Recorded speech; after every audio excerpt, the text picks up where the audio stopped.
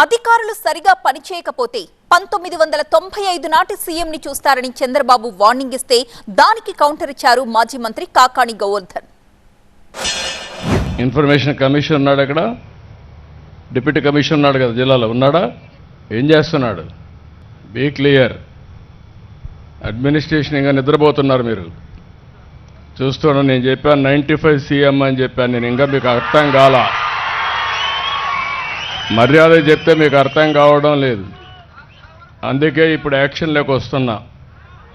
మర్యాద అయిపోయింది, ఇప్పుడు యాక్షన్ కూడా ఉంటుంది. Be careful.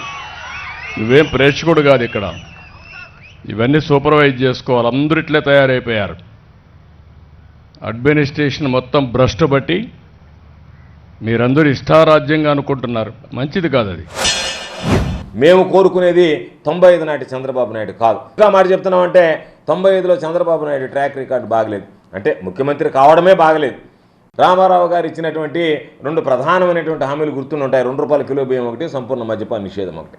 కాబట్టి ఆ ₹2 కిలో బియ్యము, సంపూర్ణ మద్యపాన నిషేధము ఆయన అధికారంలోకి వచ్చిన తర్వాత ప్రారంభించినటువంటి 2కి తూట్లు పొడిచారు మీరు 95లో ముఖ్యమంత్రిగా.